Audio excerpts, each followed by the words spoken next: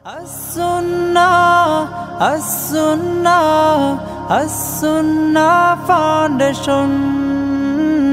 As-Sunnah, As-Sunnah, As-Sunnah Foundation. আসসালামু আলাইকুম ওয়া রাহমাতুল্লাহি ওয়া বারাকাতুহু।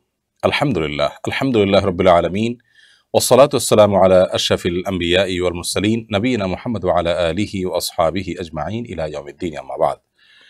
সুপ্রিয় দর্শক শ্রোতা ভাই বোন, দেশ কিংবা প্রবাস যে যেখান থেকে আমাদেরকে দেখছেন, আপনাদের সকলকে সাদর আমন্ত্রণ জানাচ্ছি আস-সুন্নাহ ফাউন্ডেশন স্টুডিও থেকে। আপনারা দেখছেন সাপ্তাহিক সরাসরি প্রশ্নোত্তর অনুষ্ঠান সরাই সমাধানের 180তম পর্ব।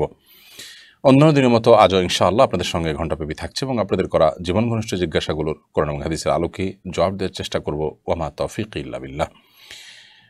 প্রিয় দর্শক, আমরা শুরুতে আস-সুন্নাহ ফাউন্ডেশনের গুরুত্বপূর্ণ কোনো আপডেট থাকলে সেটি জানানোর চেষ্টা করি। তারই অংশ হিসাবে আজকে আপনাদেরকে আমরা নতুন আপডেট জানাতে চাই যে আস-সুন্নাহ ফাউন্ডেশন যে হজ প্রশিক্ষণের ঘোষণা দিয়েছে, আগামীকাল সকাল 9টায় বিয়াম মিলনায়তন স্কার্টন রোডে ইনশাআল্লাহ বিদিনে সেটি অনুষ্ঠিত হবে। 1400 মানুষ আমাদের কাছে আবেদন করেছেন প্রশিক্ষণ গ্রহণ করবার জন্য। এর মধ্যে আমরা 570 জনকে আগামীকালকে সুযোগ দিচ্ছি। এর মধ্যে অনেকে যারা এবছর হজে যাচ্ছেন না, তাদের আবেদন আমরা গ্রহণ করতে পারিনি। আরও বিশেষ কিছু ক্রাইটেরিয়া আমরা কিছু আবেদন বাদ দিতে হয়েছে আর বাতিল করতে হয়েছে। আর অবশিষ্ট যাদের আবেদন গৃহীত হয়েছে তাদেরকে ইনশাআল্লাহ আমরা সপ্তাহখানেক পর দ্বিতীয় দফায় তাদেরকে আমরা প্রশিক্ষণ দেব ইনশাআল্লাহ তাআলা। আগামীকালকে যথাসময়ে যারা নিবন্ধন করেছেন এবং ফোন পেয়েছেন, SMS গেছে আমাদের অফিস থেকে, তারা ইনশাআল্লাহ বিদিনা যথাসময়ে বিয়াম মিলনায়তনে চলে আসবেন এবং আমরা ইনশাআল্লাহ বিদিনা বেলা 1টা পর্যন্ত পুরো প্রশিক্ষণটাকে উপকারী এবং সার্বিকভাবে ফলপ্রসূ যেন হয় সে চেষ্টা করে যাচ্ছি ইনশাআল্লাহ তাআলা। সেই সাথে আপনাদেরকে জানিয়ে রাখি, আস-সুন্নাহ ফাউন্ডেশন থেকে আমরা আরেকটি ছোট্ট পুস্তিকা বের করেছি, সেটা হলো উমরাহ কীভাবে করবেন। উমরাহ কীভাবে করবেন এই বইয়ে উমরার পাশাপাশি আমরা শেষের দিকে এসে নবী করিম সাল্লাল্লাহু আলাইহি ওয়াসাল্লামের কিছু জামেআ দোয়া, অর্থাৎ যে দোয়াগুলোর অর্থ অনেক ব্যাপক, সেরকম কিছু দোয়ার সংকলন করেছি যাতে করে তোয়াফে অন্যান্য জায়গাতে সেগুলো পাঠ করতে সুবিধা হয়। সেই সাথে হজের জন্য এক নজরে হজ নামে একটা লিফলেট 4 পৃষ্ঠা ব্যাপী একটা লিফলেট আমরা করেছি, যেটা হাজিদের জন্য খুব বেশি সহায়ক হবে, উপকারী হবে বলেই আমরা বিশ্বাস করছি ইনশাআল্লাহ বিদিল্লাহ। হজের বিভিন্ন স্তরে এটা শর্ট নোট হিসাবে সাথে থাকলে অনেক ফায়দা হবে। তো এগুলো ইনশাআল্লাহ আগামীকাল প্রশিক্ষণার্থীদের আমরা দেবো। আর যারা আপনারা পরবর্তীতে সংগ্রহ করতে চান তারা ফাউন্ডেশনের সাথে যোগাযোগ করে এবং রকমারি ইত্যাদিতে আপনারা পাবেন ইনশাআল্লাহ তাআলা।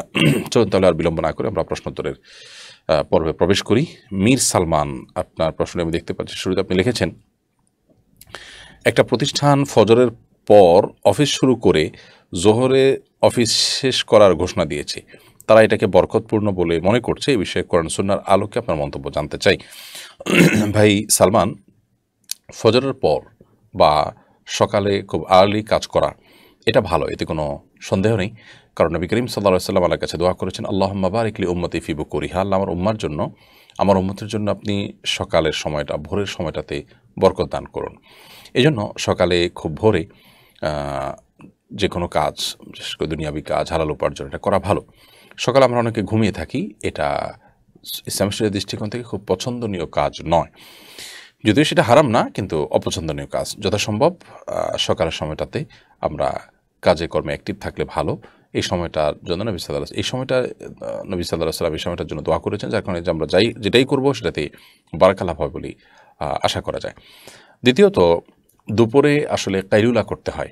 কাইলুলা করা আরেকটা সুন্নাত। নবী সাল্লাল্লাহু আলাইহি ওয়াসাল্লাম বলেছেন, কিলু ফাইন্না শাইতানা লা ইয়াকিল, তোমরা কাইলুলা করো কারণ শয়তান কাইলুলা করে না। আজ পৃথিবীতে যে সিস্টেম চলছে, অফিস আদালতের টাইমিং এর যে সিস্টেম চলছে, সেটা আমরা সবাই জানি যে দুপুরে আমরা কেউই ঘুমাই না, ঘুমের কোনো সুযোগই নেই। এবং এই সভ্যতা যারা দাঁড় করিয়েছে, আমি বলছি না যে শয়তানি করেছে, কিন্তু কোনো না কোনোভাবে শয়তান মানুষকে মিসগাইডেড করে, তার ফলশ্রুতিটা হতে পারে, অস্বাভাবিক মোটেও নয়, যে আমরা দুপুরে কেউই ঘুমাচ্ছি না এবং ঘুমের কোনো সুযোগই নেই। অথচ নবী করিম সাল্লাল্লাহু আলাইহি ওয়াসাল্লাম দুপুরে ঘুমের ব্যাপারে বিশেষ পরামর্শ দিয়েছেন এবং শয়তানের সময় ঘুমায় না, তোমরা এই সময়টা রেস্ট করবে, সেটা হতে পারে খুব অল্প সময়ের জন্য, করার জন্য উৎসাহ দিয়েছেন। এখন কাইলুলার সময়টা কখন ঠিক, এটা নিয়ে মুহাদ্দিসদের মধ্যে নানা রকম মতামত আছে। অনেকে বলেছেন জোহরের ওয়াক্ত হওয়ার আগে, এই 10, সাড়ে 10টা, 11টা, সাড়ে 11টা এই টাইমটা। আবার অনেকে বলেছেন না জোহর ওয়াক্ত হওয়ার পরে। বুখারীর একটি বর্ণনা দ্বারা আমরা জানতে পারি একজন সাহাবী বলেছেন যে আমরা জুমার দিনে কাইলুলা এবং দুপুরের খাবার জুমা পড়া ছাড়া করতাম না। এখান থেকে বোঝা যায় যে জুমার পর কাইলুলা করা সুন্নাহ, অর্থাৎ দুপুরের পর জোহরের পর কাইলুলা করা সুন্নাহ। সেই হিসাবে কাইলুলা যদি কেউ করতে চায়, সুন্নাহ জিন্দা করতে চায়, আর সকালের বরকতময় সময়ের বরকত নিতে চায়, তাহলে সেক্ষেত্রে এটা অবশ্যই প্রশংসনীয় উদ্যোগ। এবং আমরা এদেশের হিফজখানাগুলোর ক্ষেত্রে আমরা জানি যে খুব রাতে দ্রুত শুয়ে যাওয়া হয়, আবার সকাল 9টা-10টার দিকে ঘুমানো হয় জোহরের আগ পর্যন্ত। পরিপূর্ণভাবে সুন্নাহ লাইফস্টাইলকে ফলো করা হয় হিফজখানাগুলোতে, এবং তার বারাকায় আমরা দেখতে পাই যে হাফেজ ছাত্ররা খুব অল্প সময়ে কোরআন হিফজ করতে পারে। তো এটাকে আমি ইতিবাচকভাবে দেখছি, যদি তাদের নিয়ত ভালো হয়ে থাকে। আল্লাহ তাআলা বারাকা দান করুন তাদের কাজে, আমাদের সবাইকে সুন্নাহ প্রতিপালন করার তৌফিক দান করুন। ফাহাদ আব্দুল্লাহ আপনি লিখেছেন, ঘূর্ণিঝড় মোখা দেখার জন্য অনেকে ঘোষণা দিয়ে সমুদ্রে যাচ্ছেন। দুর্যোগের সময়কে উপভোগ করাকে আপনি কিভাবে দেখেন? দেখুন, ঘূর্ণিঝড় মোখা এটি আসছে বাংলাদেশের দিকে, মানে কী রূপ পরিগ্রহ করতে পারে সেটা একমাত্র আল্লাহ তাআলা ভালো জানেন। আমরা এর প্রকৃত অবস্থা এবং অবস্থান সম্পর্কে শুধুমাত্র আবহাওয়া অফিসের যে দেওয়া ঘোষণা, সে ঘোষণা থেকে আমরা অনুমান করতে পারি, আঁচ করতে পারি, ধারণা করতে পারি। প্রকৃতি এই আল্লাহ তাআলার আছে। তো এ ধরনের ঘূর্ণিঝড়, এ ধরনের জলোচ্ছ্বাস, এ ধরনের আপনার প্রাকৃতিক যে দুর্যোগ আছে, এগুলো অনেক সময় ভয়াবহ বিপদের কারণ হয়। তো সে বিপদ নানা কারণে হয়ে থাকে। একে তো সমুদ্র তীরবর্তী এলাকায় এটা আল্লাহর সুন্নাহ, সেই হিসাবে হয়ে থাকে। আবার এটি কখনো কখনো কোনো জনপদের মানুষের কোনো পাপাচারের কারণে, অপরাধের কারণে আল্লাহ তাআলার পক্ষ থেকে এটি আযাব হিসাবে এসে থাকে। এক এক অঞ্চলে মানুষের জন্য এক এক ধরনের আযাব থাকে, এক এক ধরনের পরীক্ষা থাকে, তারই অংশ হিসেবে হতে পারে। তো এইটাকে যে প্রজন্ম, আমাদের তরুণ প্রজন্ম যে এটাকে এনজয় করতে যাচ্ছেন, এটাকে উপভোগ করতে যাচ্ছেন, এটি আসলে জাহালত ছাড়া কিছুই নয়। সেই হাজার হাজার বছর আগে আদ এবং সামুদ জাতি যেভাবে ধ্বংস হয়েছিল, আল্লাহর আযাব যখন আসছিল এবং তারা যখন বাতাস বইতে দেখছিল, তারা সেটাকে উপভোগ করছিল। অথচ তাদেরকে আল্লাহর নবী সাবধান করেছিলেন, সতর্ক করেছিলেন যে আল্লাহর আযাব আসছে, সেটাকে তারা এনজয় করছিল। এবং সেই তথাকথিত এনজয় করতে করতে একটা পর্যায়ে তারা কিন্তু ভয়াবহ আযাবে প্রবেশ করেছে এবং ধ্বংসপ্রাপ্ত হয়েছে। কিয়ামত পর্যন্ত আগত মানুষের জন্য শিক্ষা, সেটি কোরআনে সেটা উল্লেখ করা হয়েছে। অতএব এ ধরনের প্রাকৃতিক দুর্যোগ আসছে জানলে আমাদের উচিত হবে প্রত্যেকে যার যার জায়গা থেকে সতর্কতামূলক ব্যবস্থা গ্রহণ করা, নিজের এবং অন্যের নিরাপত্তার কথা চিন্তা করা, আল্লাহ তাআলার কাছে ইস্তেগফার করা, আমাদের গুনাহের কারণে কোনো শাস্তি যেন না হয়, কোনো পরীক্ষা, কঠিন পরীক্ষার মধ্যে যেন আমরা না পড়ি, আল্লাহর দিকে ধাবিত হওয়া দরকার। এজ মুসলিম সে কাজটি আমাদের করা দরকার। সে না করে আমরা সেটাকে দেখতে যাওয়া।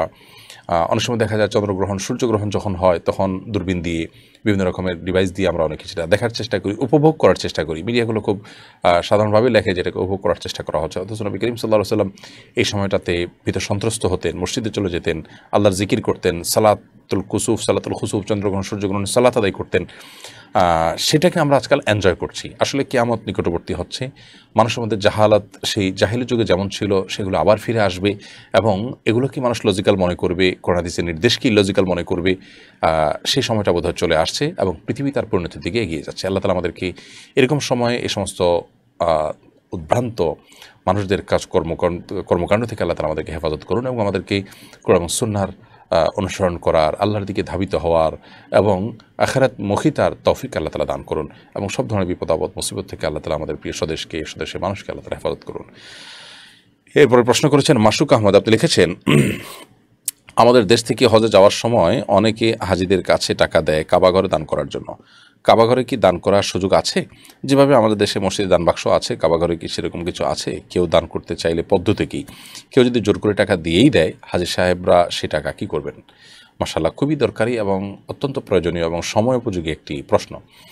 এই প্রশ্ন উত্তর আমরা বলতে চাই যে মক্কার মসজিদুল হারাম এবং মদিনার মসজিদে নববী, এই মসজিদগুলোতে যে খরচ খরচা হয়ে থাকে, এটি সৌদি গভর্নমেন্ট বহন করে থাকেন, এবং এটার জন্য ওয়াকফ আছে। বিশেষ করে আমরা মক্কা যারা গিয়েছি অথবা অনলাইনের সুবাদে আমরা দেখতে পেয়েছি, মসজিদুল হারামের পাশেই ক্লক টাওয়ার যেটা আছে, অনেক বড় ভবন এবং মিডল ইস্টের উঁচু ভবনগুলোর একটি। সেই ভবনের গায়ে লেখা আছে আরবিতে যে ওয়াকফুল মালিক আব্দুল আজিজ লিল হারামাইন শরীফাইন, অর্থাৎ এই পুরো ভবনটা বাদশাহ আব্দুল আজিজের তরফ থেকে দোনো হারামের জন্য ওয়াকফ অর্থাৎ তিনি ওয়াকফ করে দিয়েছেন, এটার যে উপার্জন হয় সেটা হারামে চলে যায়। এর বাইরে সৌদি গভর্নমেন্ট তার উন্নয়নের জন্য কাজ করে থাকেন। দোনো মসজিদের কোথাও কোনো প্রকার দান বাক্স নেই এবং দান গ্রহণ করার মতো কোনো ব্যবস্থা আছে বলে আমার জানা নেই। অতএব বাংলাদেশ থেকে কোনো লোক যদি কোনো হাজী সাহেবকে আল্লাহর ঘরের প্রতি মোহাব্বত, মসজিদে নবীর প্রতি ভালোবাসার জায়গা থেকে টাকা দিয়ে দেন, পয়সা দিয়ে দেন এবং সেটা দান করার জন্য বলে দেন, তাহলে সেক্ষেত্রে সেই দান করাটা হাজী সাহেবের জন্য যেহেতু এর কোনো সুযোগ নেই, অতএব তিনি এই টাকাটা মালিকের কাছে ফেরত দিয়ে দিবেন, সেটাই করা কর্তব্য। কারণ আমরা জানি যে যেহেতু দান করার অপশনটা নেই, অতএব সেটা ফেরত দেওয়া ছাড়া আর আপাতত আমি কোনো উপায় দেখছি না। হ্যাঁ, যদি ওখানকার হাজী সাহেবদেরকে খানা খাওয়ানোর জন্য অথবা আপনার কি বলে ওইটাকে আপনার হাজিদের মেহমানদারি করার জন্য যদি কোনো কেউ টাকা পয়সা দেন, তাহলে সেটাতে খুব সহজ, আপনি কিছু কিনে নিয়ে হারামের যে কোনো মানুষকে আপনি খাওয়াই দিলেন, সেটা করা যেতে পারে। বাট মসজিদের উন্নয়নের জন্য বা মসজিদের ফান্ডে সরাসরি কেউ দিতে চাইলে সেটার সুযোগ আপাত দৃষ্টিতে যেহেতু নাই, অতএব সেই টাকার মালিককে ফেরত দিতে হবে। আলো অধরা এআরডি থেকে আপনি আমাদের ইউটিউব চ্যানেলে লিখেছেন, আমি টেইলারিংয়ের কাজ করি, ঈদের সময় জামা কাপড়ের মজুরি বাড়িয়ে নেওয়া হয়, এটা জায়েজ হবে কিনা? দেখুন, সময় এবং স্থানকাল এটা পরিবর্তন হলে অনেক সময় কাজের মজুরিতে পরিবর্তন হয়। যেহেতু ঈদের সময় কাজের অনেক চাপ থাকে, ঈদের আনন্দ মাটি করে কাজ করতে হয় শ্রমিকরা, সেজন্য ওই সময়টাতে এক্সট্রা যে আপনার মজুরি নেওয়া হয়, সেটা আমাদের অরফ বা আমাদের সমাজে যেটা প্রচলিত আছে যে ধরুন 100 টাকার জামা 150 টাকা লাগে বা 120 টাকা লাগে, এভাবে যে হার আমাদের সমাজে প্রচলিত আছে ওরকমটা যদি নেওয়া হয় সেটা জুলুম হবে না ইনশাআল্লাহ, এটা নাজায়েজ হওয়ার কথা নয়। কিন্তু যদি অস্বাভাবিক পর্যায়ের হয় এবং সেটা যদি মনে করেন অনেকটা প্রতারণা করে হয় বা ঠকিয়ে হয়, ফাসাদে ফেলে হয়, তাহলে সেটা গুনাহ হবে, জায়েজ হবে না। অনেক সময় এরকম হয় যে শেষ মুহূর্তে টেলার আর কাজ নেবেন না, তখন টেলারের বা আপনার যারা কাজ করেন তাদের নিজেদের সময় থেকে তারা স্যাক্রিফাইস করে করতে হয়, তখন যিনি জামা বানাতে দিয়েছেন, যিনি দোকানি জামা বানাচ্ছেন, উভয় পক্ষ যেটার উপর সম্মত হবেন সেই মজুরিটা ধার্য করাটা জায়েজ হবে। অর্থাৎ এটা পরিস্থিতি বিবেচনা করে সিদ্ধান্ত নিতে হবে যে আসলে এই পরিস্থিতিতে একান্ত উনি কাজ করবেন না আর ওই ভদ্রলোকের কাজ দরকার, তো সেক্ষেত্রে তাকে বিপদে ফেলে নয়, তার এখন একান্ত প্রয়োজন সেটা বুঝে মানে সুযোগ বুঝে কোপ দেওয়া নয়, বরং ইনিও করতে চাচ্ছেন না, এটা আমি তার অনেক স্যাক্রিফাইস করতে হবে, আবার ওই ক্ষেত্রে ভদ্রলোকের জিনিসটা বাড়ানো দরকার অনেক বেশি। তো এই ক্ষেত্রে উভয় পক্ষ যদি কোনো অতিরিক্ত মজুরির উপরে সিদ্ধান্ত নিয়ে থাকে, স্থির করে থাকে, ইনশাআল্লাহ সেটা জায়েজ হবে। বাট ওই যে সুযোগ বুঝে জুলুম করা হয় যদি, সেটা তো জায়েজ হওয়ার কোনো কারণ থাকতে পারে না। শ্যামলী আক্তার আপনি লিখেছেন, আমি একজন চাকরিজীবী, প্রথম দিকে বেতনের সমস্ত টাকা স্বামীর হাতে দিয়ে দিতাম, কিন্তু সম্প্রতি বেতনের বর্ধিত অংশ স্বামীকে না দিয়ে নিজের কাছে রেখে দিই, এজন্য আমার পাপ হবে কিনা? এবছর জমানো টাকার জাকাতও দিয়েছি স্বামীকে না জানিয়ে, এতে আমার গুনাহ হবে কিনা জানার উপকৃত হব। বোন শ্যামলী আক্তার, প্রথম কথা হলো যে আপনার চাকরির টাকার মালিকানা একান্তই আপনার, এটা আপনার স্বামীকে দিয়ে দিতে আপনি বাধ্য নন। দ্বিতীয় কথা হলো যে আপনার বর্ধিত টাকা যদি আপনি স্বামীকে না জানে আপনার কাছে রেখে দেন, তাতে কোনো অসুবিধা হবে না, অর্থাৎ সেই দৃষ্টিকোণ থেকে আপনার জন্য এটা হালাল। আর আপনার টাকা জাকাত আপনি দিবেন, সেটাই স্বাভাবিক এবং সেটা স্বামীকে বলে দেওয়ার কোনো বিশেষ প্রয়োজন নাই। তারপরও দাম্পত্য জীবনে স্বামী স্ত্রী এটা ভ্যারি করে অবশ্য ফ্যামিলির উপরে, যে অনেক ফ্যামিলি দেখা যায় স্বামী স্ত্রীর মধ্যে বোঝাপড়াটা খুবই ভালো, সেক্ষেত্রে একজন অন্যজনের কাছে শেয়ার করলে সম্পর্ক আরও ভালো হয়, বোঝাপড়া ভালো হয়, কোনো প্রকার ভুল বোঝাবুঝি তৈরি হয় না, দূরত্ব তৈরি হয় না। তো সেরকম যদি সুযোগ থাকে সেটা করতে পারলে বেশি ভালো, যদি সুযোগ থাকে। আর যদি অনেক সময় দেখা যায় যে জানাতে গেলে নানা রকম ঝামেলা তৈরি হয়, নানা রকমের ভুল বোঝাবুঝির পরিবেশ তৈরি হয় এবং স্বামী দেখা যায় যে এটাকে দুর্বলতা মনে করেন এবং জুলুম করেন, তাহলে সেক্ষেত্রে আপনি স্বামী থেকে হাইড করাটা অবশ্যই আপনার জন্য জায়েজ আছে এবং এটার জন্য আপনার কোনো গুনাহ হবে না। ফাহাদ আহমেদ আপনি লিখেছেন আমাদের ইউটিউব চ্যানেলে, আজকাল বিভিন্ন কোম্পানি বেতন দেয়া ছাড়াও মোবাইল বিল হিসাবে একটা নির্দিষ্ট পরিমাণ নগদ বা ব্যাংকের মাধ্যমে টাকা দেয়, সে টাকা দিয়ে ব্যক্তিগত কথা বলা বা সেই টাকা ব্যক্তিগত কাজে ব্যবহার করা যাবে কিনা? প্রথম কথা হলো যে কোম্পানি আপনাকে যে মোবাইল বিল দিয়ে থাকে, ধরুন 500 টাকা 200 টাকা 1000 টাকা যে মোবাইল বিল দিয়ে থাকে, এটা থোক দিচ্ছে কিনা। যদি থোক দেয় যে এটা শুধুমাত্র দেওয়া হলো আপনাকে আপনার নিজের আপনার সুবিধা অনুযায়ী আপনি খরচ করবেন, কোম্পানির জন্য কোনো বিল ভাউচার চায় না, এটা অন্য যে ভাতাগুলো আছে ভাতার মতো করে, তাহলে সেক্ষেত্রে এটা আপনি ব্যক্তিগত কাজে ব্যবহার করলেও জায়েজ হবে। একেবারে পুঙ্খানুপুঙ্খ কোম্পানির কাজেই ব্যবহার করতে হবে সেটার জন্য আপনাকে দেওয়া হয় না, ভাতাগুলো দেওয়া হয় এই টাইপের, যার কারণে ওইটা আপনি যদি ব্যক্তিগত কাজে কথা বলেন অসুবিধা নাই। উদ্দেশ্য হয় কোম্পানির কাজের জন্য আপনাকে এই টাকা দেওয়া হলো, কাজটা যাতে সার্ভ হয়ে যায়, অতিরিক্তটা ব্যবহার করার জন্য মৌন অনুমোদন থাকে, যার কারণে এটা আপনি ব্যবহার করতে পারবেন। আর যদি মোবাইল বিল আপনাকে ওইভাবে থোক না দিয়ে বরং বলা হয় যে আপনি মোবাইল খরচের যেটা ভাউচার জমা দিবেন, তাহলে সেক্ষেত্রে আপনার জন্য ব্যক্তিগত কাজে ব্যবহার করে সেটার বিল ভাউচার জমা দেওয়া জায়েজ হবে না। মিরাজ হোসাইন আপনি লিখেছেন, কাপড় দোকানদার হওয়ার কারণে অনেক মহিলার সাথে কথা বলতে হয়, হাসি মুখেই কথা বলতে হয়, এক্ষেত্রে এটা কি আমার জন্য জায়েজ হবে? এতে কি আমার গুনাহ হবে? ভাই মিরাজ, আমরা এর আগে এ ধরনের প্রশ্ন বেশ অনেকবার পেয়েছি এবং সেগুলোর উত্তরে আমরা বলেছি যে আমরা দোকানদারি করতে গিয়ে কাস্টমারের সাথে সুন্দর আচরণ করতে হয়, মিষ্টি কথা বলতে হয়, অথচ একজন বেগানা নারী এবং পুরুষ একে অন্যের সাথে খুব বেশি মিষ্টি আলাপ সালাপ করাটা এটা পর্দার যে চাহিদা আছে তার পরিপন্থী, পর্দার যে বিধান আছে তার সাথে এটা যায় না। তো সেই জায়গা থেকে আমরা বলবো যে এ ধরনের পরিস্থিতিতে তাদের সাথে কৃত্রিমতা তৈরি করে আলাপ সালাপ না করাই উচিত। এমন কথা না করলে কাস্টমার তো রাগ করবেন, অথবা তিনি ভুল বুঝবেন বা আমার দোকানে আসবেন না। তো সেক্ষেত্রে আমাদের করণীয় হলো যে তাদেরকে বিভিন্নভাবে তাদের হিতাকাঙ্ক্ষিতার বিষয়টা বোঝানোর চেষ্টা করা, এবং আকারে ইঙ্গিতে হলেও আমার সীমাবদ্ধর জায়গা আমি যে সরে এই কারণে তার দিকে তাকাচ্ছি না, বা তার সাথে মানে প্রয়োজনের চাইতে অতিরিক্ত যেটাকে বলে আপনার খাজুরি আলাপ টাইপ অনেক সময় দোকানদাররা শুধুমাত্র দর্শক ইয়াকে আপনার কাস্টমারকে কনভিন্স করার জন্য করে থাকে, সেরকম কিছু আমি করছি না আমার সরে এই কারণে, এটা যদি তাকে বোঝাই দেওয়া যায় এবং তার প্রতি হিতাকাঙ্ক্ষিতার এবং তার প্রতি কেয়ারের সব দিকগুলো যদি লক্ষ্য রাখা হয়, আশা করা যায় কাস্টমার কনভিন্স হবে ইনশাআল্লাহ। এবং তার সাথে সদাচরণ করতে তো নিষেধ নেই, সদাচরণ করা, সুন্দর কথা বলা, অতিরিক্ত কৃত্রিমতা ব্যবহার করা যেটা ফিতনার কারণ হতে পারে, ফিতনার কারণ হবে সেরকম আশঙ্কা থাকলে অহেতুক কথা বলা এবং আপনার ঘুরিয়ে পেঁচিয়ে কথা বলা, সেগুলোতে এমনিতেও খুব বেশি প্রশংসনীয় কাজ নয়, তো সেগুলো অ্যাভয়েড করতে হবে। আব্দুল্লাহ মাসুম আপনি আমাদের ইউটিউব চ্যানেলে প্রশ্ন করেছেন, সামাজিক যোগাযোগ মাধ্যমে ফানি ভিডিও বানিয়ে উপার্জন করা কি জায়েজ আছে? অনেক এ ধরনের পেজ ও চ্যানেল পরিমাণ এই ধরনের পেজ ও চ্যানেলের পরিমাণ অনেক অনেক বেড়ে গেছে। দেখুন ভাই আব্দুল্লাহ মাসুম, ফানি ভিডিও যারা বানাচ্ছেন, প্রথম কথা হলো এই সমস্ত ভিডিও বানাতে গিয়ে যদি কোনো হারামে লিপ্ত না হন তাহলে এটা জায়েজ আছে। মানুষকে হাসানোর জন্য চেষ্টা করলেন, আনন্দ দেওয়ার চেষ্টা করলেন, সেখানে কোনো প্রতারণা, মিথ্যা অথবা বেপরদিগের কিছু নেই, তাহলে এটা জায়েজ আছে। মিউজিকের কোনো ব্যবহার নেই, হতে পারে এরকম ছোটো নাটিকা ইত্যাদি তৈরি করলেন, বাট এই ধরনের যে আপনার হয় আপনার ক্লিপ ভিডিও ইত্যাদি তৈরি করা হয়, সেগুলো পেজ চ্যানেলে আপলোড করা হয়, সেগুলো আপলোড করে যদি উপার্জন করেন, আর উপার্জনের মাধ্যমটা যদি এরকম হয় যে ইউটিউব যে অ্যাডসেন্স হয়, ফেসবুকে যে অ্যাডসেন্স হয় সেটা নয়, বরং মনিটাইজেশন ছাড়া বিভিন্ন কোম্পানির সাথে চুক্তি করে তাদের পণ্যের অ্যাড দিলেন ভিডিওর মধ্যে, বিনিময়ে তাদের কাছ থেকে টাকা নিলেন, এরকম আরও হালাল যে সমস্ত উপায় আছে সেগুলোতে যদি উপার্জন করেন তো সেটা জায়েজ হতে পারে, কোনো অসুবিধা নেই। মহিউদ্দিন লিখেছেন, গোপনে কারো কল রেকর্ড মেসেঞ্জারের কারোর সাথে চ্যাটের স্ক্রিনশট প্রকাশ করার বিধান কি? এটা জায়েজ নাই, এটা মানুষের প্রাইভেসি লঙ্ঘন।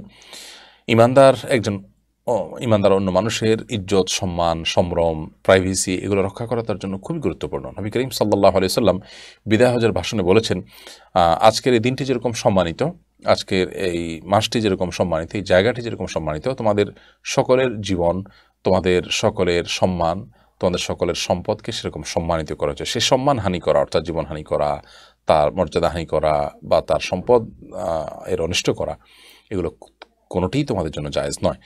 তো সেই মর্মে তার ভিত্তিতে একজন মুসলমান অন্য কোনো মুসলমানের সাথে ব্যক্তিগত কথোপকথন, ব্যক্তিগত আলাপচারিতা এবং মেসেঞ্জার একান্ত আলাপচারিতা সেটাকে পাবলিকলি প্রচার করা, তাকে হাও প্রতিপন্ন করা, তাকে ছোট করা পাবলিকের কাছে, এটা জায়েজ নয়। যদি একান্ত তার নিরাপত্তার জন্য বা অন্য কোনো কারণে সংশ্লিষ্ট কর্তৃপক্ষের কাছে সেটি উপস্থাপন করতে হলে সেটা ভিন্ন বিষয়, কিন্তু পাবলিকলি তার এই ব্যক্তিগত আলাপচারিতাকে প্রকাশ করার সুযোগ নেই। একজন মানুষ ব্যক্তিগত পর্যায়ে যখন কথা বলবে তখন সে যেভাবে কথা বলবে, যে কথা বলবে, পাবলিকলি কথা বললে সেই কথা সেভাবে হয়তো বলবে না, কিন্তু আপনি তাকে অনেকটা বাধ্য করছেন, অনেকটা তাকে আপনি মানে কি বলে তা সে যা বলতে চাচ্ছে না সেই কথাটা তাকে দিয়ে বলাচ্ছেন, ব্যাপারটা এরকম হয়ে গেল, তো এটা উচিত নয়।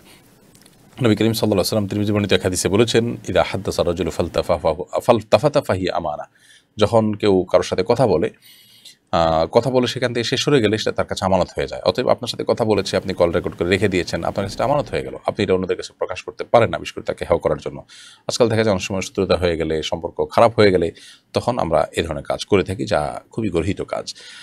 রাবেয়া তাবাসসুম টুম্পা আপনি লিখেছেন, সেলুন বা পার্লারের মালিকরা সাধারণত মানুষের কর্তৃত চুল বিক্রি করে দেয়। আমরা জানি মানবাঙ্গ বিক্রয় করা জায়েজ নেই। সেলুন বা পার্লারের মালিক কর্তৃক চুল বিক্রি করার কারণে আমরা গুনাহগার হব কিনা? একদিকে তারা চুল বিক্রি করবে জেনেও আমরা তাদের সেবা গ্রহণ করি, অন্যদিকে এছাড়া আমাদের উপায়ও নেই। আপনার মন্তব্য কাম্য। বোন রাবেয়া, যদি সব সেলুনে গণহারে এ ধরনের কর্মকাণ্ড করা হয়ে থাকে, তাহলে সেক্ষেত্রে আমাদের বিকল্প চিন্তা করা উচিত। কারণ আমরা জানি যে মানুষের শরীরের কোনো অংশ বিক্রি করা যায় না, যেমনটা আপনি বলেছেন। তো সেটা যদি সেলুনে গণহারে করা হয় বা আপনি সুনির্দিষ্ট সেলুন সম্পর্কে জানেন যে তারা এটা করে, তাহলে সেক্ষেত্রে আপনার জন্য সেই রকম সেলুনে চুল কাটানো জায়েজ নয়, বরং সেটা আপনাকে অ্যাভয়েড করতে হবে যেভাবেই হোক না কেন। প্রয়োজন আপনি বাসায় চুল কাটবেন অথবা অন্য কোনো সেলুনে চুল কাটবেন যেখানে এই গুনাহের কাজটি করা হয় না। যেভাবে হোক আপনি গুনাহ থেকে বাঁচার জন্য আপনার জায়গা থেকে চেষ্টা করবেন। আর যদি বিষয়টা আপনি শিওর না যে দোকানদার বিক্রি করে কি করে না, তাহলে সেক্ষেত্রে সে যদি বলে বিক্রি করে না, তাহলে তার উপর সুধারণা করে আপনি সেখানে সার্ভিস নিতে পারেন। আর যদি জিনিসটা অনুল্লেখ থাকে, তাহলে তো আপনি জিজ্ঞেস করতে পারেন, জানতে পারেন যে ভাই আমি তো এটা বিক্রি করা জায়েজ মনে করি না, প্রয়োজনে আমার কাটা চুলটা আপনি একটা পলিথিন বা কোনো কিছুতে দিয়ে দেন, আমি সাধারণত কোনো কিছু তো গায়ে লাগায় তারা কাটে, তো এগুলো আমি ফেলে দিব। আমার মনে হয় না কেউ নিষেধ করবে। তো এরকম বিভিন্ন উপায় কিন্তু আমরা চাইলে এই সমস্যার থেকে উত্তরণের পথ কিন্তু আমরা বের করে নিতে পারি। অতএব সেভাবে আমরা চেষ্টা করব। মোহাম্মদ নাইম আপনি লিখেছেন, অনেক সময় আমাদের কাছে ভিক্ষুক আসে এবং আমরা তাদের ভিক্ষা না দিলে বলি যে মাফ করেন। এ মাফ করেন বলা কি জায়েজ আছে বা বলা যাবে কিনা? মাফ করেন বলতে মানে আমি দিতে পারছি না, আমার কাছে আমি দুঃখিত, এবং আপনি মনে কষ্ট নিয়েন না, আমার দেওয়া উচিত, দিতে পারছি না, মাফ করেন, এ অর্থে বলা হয় আর কি। এটাতে কোনো অসুবিধার কিছু নেই। সাজেদা খাতুন আপনি লিখেছেন, ডিভোর্সি মহিলারা জান্নাতে কোন পুরুষের সাথে থাকবে? দেখুন, এই সমস্ত বিষয়ে কোরআন হাদিসের সুস্পষ্ট কর্ণবর্ণনা না থাকার কারণে গায়েব এবং অদৃশ্য জগতের বিষয়ে আমরা যেচে কোনো মন্তব্য করতে যাব না। এটা আল্লাহর উপরে ন্যস্ত আমরা করে দিব। আল্লাহ তাআলা ভালো জানেন যে তারা কাদের সাথে থাকবেন। একজন নারী, তার বিয়ে হয়েছে, ডিভোর্স হয়ে গেছে, এরপর তিনি মারা গেলেন, অন্যত্র আর বিয়ে হলো না, তাহলে তিনি কার সাথে থাকবেন? কিয়ামতের ময়দানে আল্লাহ রাব্বুল আলামিন তার জান্নাতের ফয়সালা হলে তার জন্য কোন সঙ্গী নির্বাচন করবেন সেটা একমাত্র আল্লাহ তাআলা ভালো জানেন। এ বিষয়ে যদি কোরআন হাদিসে সুনির্দিষ্ট করে কিছু বলা হয়নি, ধারণা করে অনেক কথাই বলা যায় এবং অনেক মন্তব্য করেছেনও। আমরা সেরকম কোনো মন্তব্য করতে যাচ্ছি না। আল্লাহ রাব্বুল আলামিন সর্বোত্তম ফয়সালা করবেন, শুধুমাত্র এটুকু আমরা জেনে রাখি। এমনি সেলিম রেজা কাজল আপনি লিখেছেন, নামাজ শেষে সম্মিলিত মোনাজাতকে অনেকে বিদআত বলেন। আমি তাই জানতে চাচ্ছি কিভাবে দোয়া করা যায়? হাত তুলে মোনাজাত করা কি করাই যাবে না? না, হাত তুলে মোনাজাত করা যাবে না। কি বলেছে? হাত তুলে আপনি মোনাজাত করতে পারেন, দোয়া করতে পারেন, সলাতের পর দোয়া কবুল হয়। কিন্তু সলাতের পর ইমাম সাহেবের সাথে মুক্তাদিরা মিলে যে আপনার সম্মিলিত দোয়া করে থাকে, যে ট্র্যাডিশন আমাদের সমাজে প্রতিষ্ঠিত আছে, এটি কোনো সুন্নাহ দ্বারা সাবিত নয়। নবী করিম সাল্লাল্লাহু আলাইহি ওয়াসাল্লাম বহু বছর সালাত আদায় করেছেন সাহাবীদেরকে সাথে নিয়ে। তিনি সালাম ফেরানোর পর এইভাবে সাহাবীদেরকে সাথে নিয়ে হাত তুলে দোয়া করেছেন, সাহাবীরা আমিন আমিন বলেছেন, অর্থাৎ সম্মিলিত দোয়া এইভাবে করেছেন সালাতের পর। এরকম কোনো বর্ণনা পাওয়া যায় না। নবী সাল্লাল্লাহু আলাইহি ওয়াসাল্লাম এসব দোয়া দরুদ ইত্যাদি পড়তেন। আপনার ব্যক্তিগত কোনো চাওয়া থাকলে আপনি চাইতে পারেন, এটা ব্যক্তিগত একান্ত বিষয়, এটা জামাতবদ্ধ কোনো বিষয় নয়। বিধায় সেই জায়গা থেকে আপনি অবশ্যই চাইতে পারেন, বরং দোয়ার অভ্যাস আমাদের থাকা উচিত, সেটা নামাজের পরে হোক বা অন্য সময়।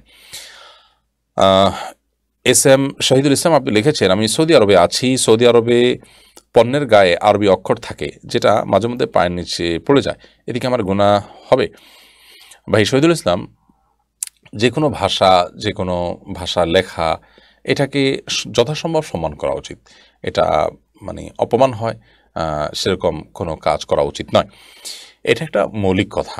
আর আরবি ভাষা যেহেতু কোরআনের ভাষা, অতএব সে ভাষার প্রতি একটা বিশেষ সম্মান আমাদের থাকাটা এটা দর্শনীয় নয়। তবে আমাদের মনে রাখতে হবে যে পণ্যের গায়ে যে আরবি লেখা থাকে সেটা কোরআন কিংবা হাদিস নয়, সেটা আরবিতে হয়তো পণ্যের নাম অথবা কোম্পানির নাম বা পণ্যের বৈশিষ্ট্য বা এই জাতীয় কিছু।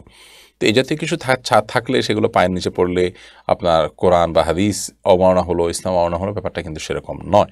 আমরা অনেকে সেইভাবে মনে করি আরবিতে লেখা হলেই সেটা কোরআন হাদিস হয়ে যাবে, ব্যাপারটা তা নয়। আরবিতে একটা খারাপ কথা লেখা থাকতে পারে, তাহলে সেটা তো সম্মান পাওয়ার উপযুক্ত হবে না।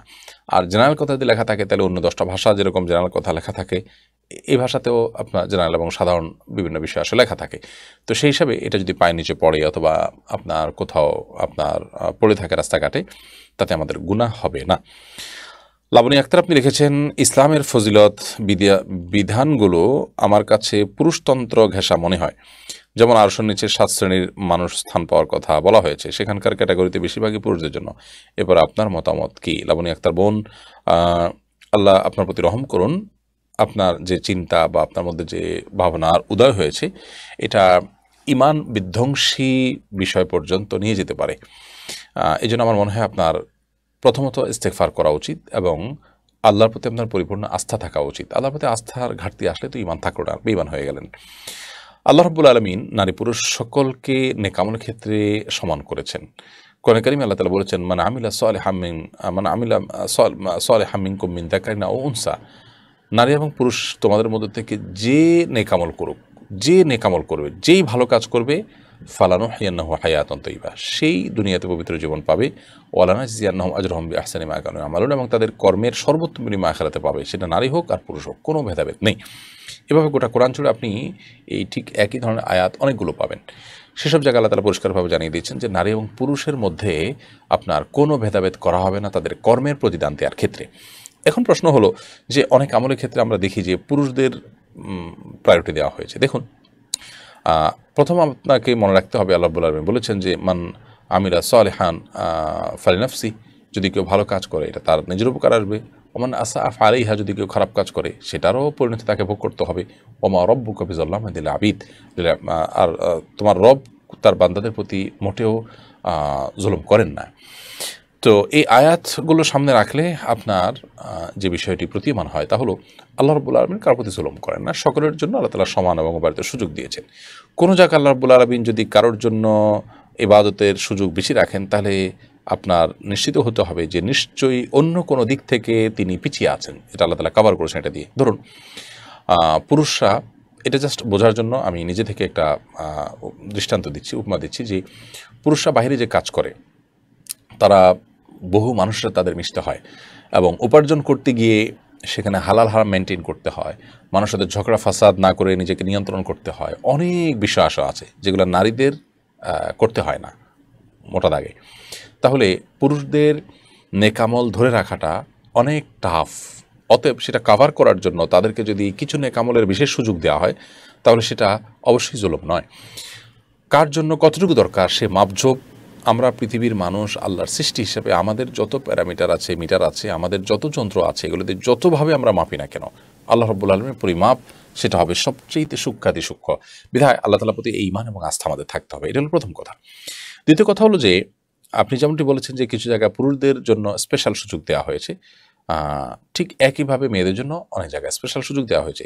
আরশের নিচে 7 শ্রেণীর মানুষের কথা বলেছেন, সেখানে শব্দে হাদিসের ভাষায় হয়তো যুবকের কথা বলেছে, যে যুবক তার চরিত্র হেফাজত করলো, এই কথা যুবতীর জন্য প্রযোজ্য হবে। আবার একজন অন্যজনকে ভালোবাসলো, আল্লাহর জন্য একত্র হলো, আল্লাহর জন্য পৃথক হলো, একই কথা মেয়েদের জন্য প্রযোজ্য হলো।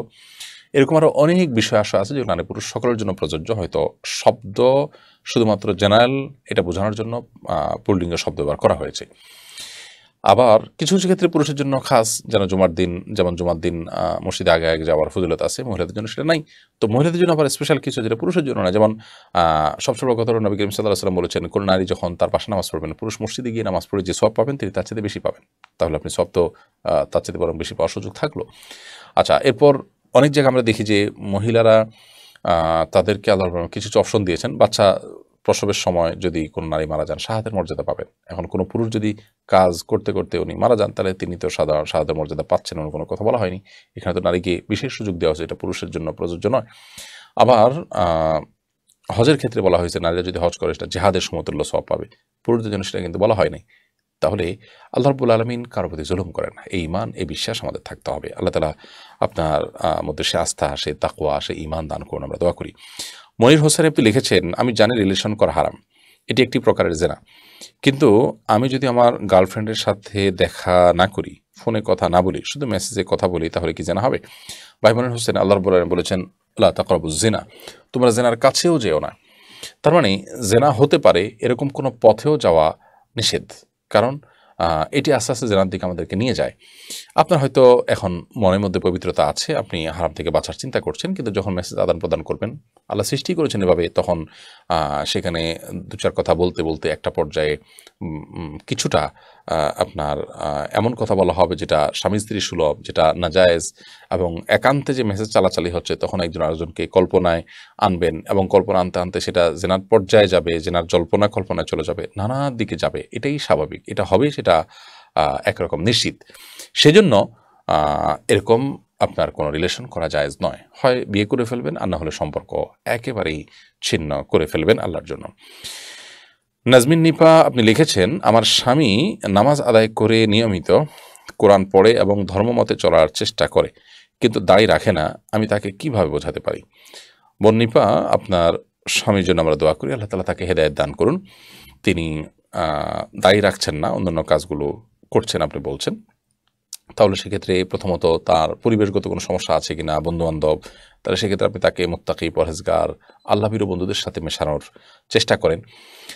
তিনি যেখানে চাকরি করছেন সেখানে কোনো প্রকার প্রতিবন্ধকতা থাকতে পারে, বিরূপ পরিবেশ থাকতে পারে, প্রতিকূল পরিবেশ থাকতে পারে, তাহলে সেক্ষেত্রে তার জন্য বিকল্প চিন্তা করেন এবং পরামর্শ দেন, দুজন মিলে সিদ্ধান্ত নেন এবং সমস্যাগুলো চিহ্নিত করে সেগুলো সমাধান করার চেষ্টা করেন। ইনশাআল্লাহ আশা করছি তিনি দায়ী রাখবেন, এবং সেই সাথে দায় যদি না রাখেন, অন্য সব বিষয় তার ঠিক থাকে, আপনি দোয়া করেন এবং চেষ্টা করতে থাকেন, এটার জন্য খুব বেশি অরিড না হয়ে তার তাকওয়ার অন্যান্য দিকগুলো লক্ষ্য রাখেন এবং এটাকে সমাধানের জন্য সুদূর প্রসারী পরিকল্পনা নেন, আল্লাহর কাছে দোয়া করেন।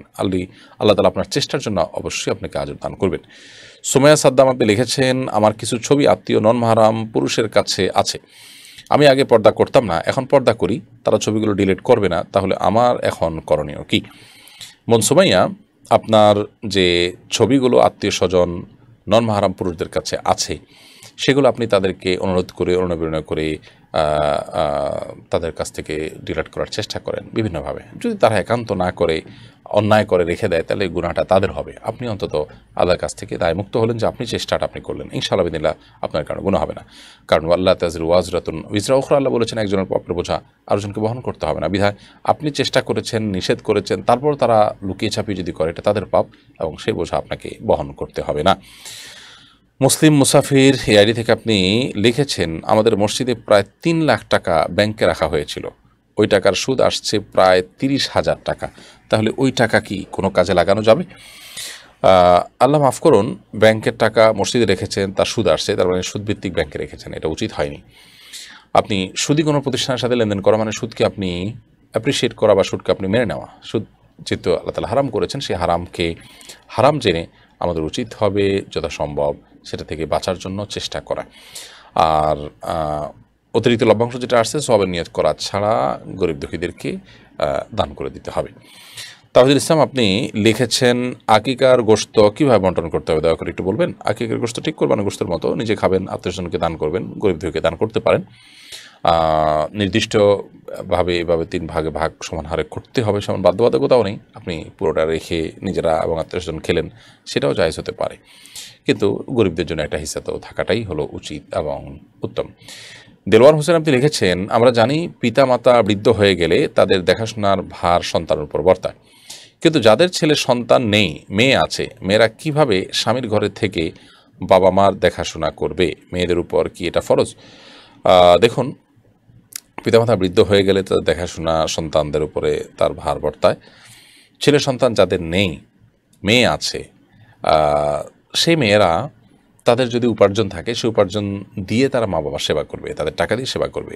স্বামীর কাছে যে মহর টাকা পেলেন বা অন্য কোনোভাবে মিরাজ পেলেন, অথবা নিজে ব্যবসা বাণিজ্য, কাজকাম, টিউশনি বা কোনোভাবে করে যদি উপার্জন করেন, তাহলে সেক্ষেত্রে তিনি সেখান থেকে বাবার সেবা করার চেষ্টা করবেন। যদি সেরকম কোনো সুযোগ সক্ষমতা তার না থাকে, তাহলে সেক্ষেত্রে তাদের দেখাশোনার দায় দায়িত্বটা তাদের উপর, অর্থাৎ খেদমত করা তাদের উপরে আবশ্যক হবে না, যেহেতু তাদের সামর্থ্যই নেই। সামর্থ্য থাকলে তারা সেই জায়গা থেকে সেটা করার চেষ্টা করবেন। একজন ছেলে যেরকম করবেন তারাও সেরকম করবেন যদি সামর্থ্য থাকে। এমনি মুরাদ হাসান আপনি লিখেছেন, কী কী আমল করলে ঈমান বৃদ্ধি পায়? ঈমান বৃদ্ধির জন্য কোরআন কারীমের তিলাওয়াত হলো সবচেয়ে বড় আমল। আল্লাহ বলেছেন, ওয়াইদা তুলিয়াত আলাইহিম আয়াতুনা যাদাতুহুম ঈমানা, যখন আমার আয়াত তেলাওয়াত করা হয় তাদের উপর, তাদের কাছে, তখন তাদের ঈমান বৃদ্ধি পায়। এজন্য ঈমান বৃদ্ধির জন্য চেষ্টা করতে হবে আপনার কোরআনে কারীমের তেলাওয়াত করা, আল্লাহর আয়াতের তেলাওয়াত করা, আল্লাহর কুদরত নিদর্শনগুলোকে অবলোকন করা, উপলব্ধি করার চেষ্টা করা, এটা হলো ঈমান বৃদ্ধি করার সবচেয়ে মোক্ষম উপায় এবং সবচেয়ে কার্যকর উপায়। এর পাশাপাশি ঈমান বৃদ্ধি করার জন্য আপনার ঈমানদারদের সোহবতে এবং তাকওয়াবান মানুষদের সোহবতের সান্নিধ্যে থাকতে হবে, সেটাও ঈমান বৃদ্ধি করার জন্য অত্যন্ত সহায়ক আমল ইনশাআল্লাহ তাআলা। এছাড়া ঈমান বৃদ্ধির জন্য আল্লাহর কাছে দোয়া করা যেতে পারে।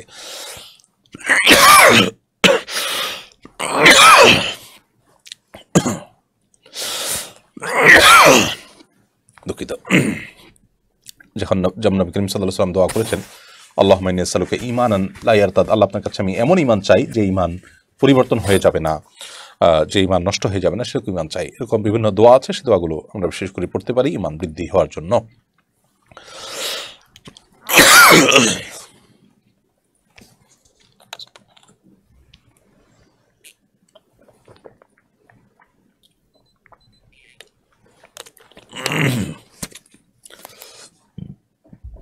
এরপরে এমডি মুরাদ হাসান আপনি লিখেছেন, কি আপনার প্রশ্ন তো দিয়েছি।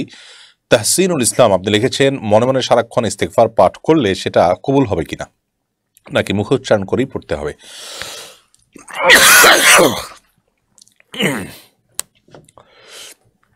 মনে মনে সারাক্ষণ যদি ইস্তেগফার পাঠ করা হয় সেটা কবুল হবে।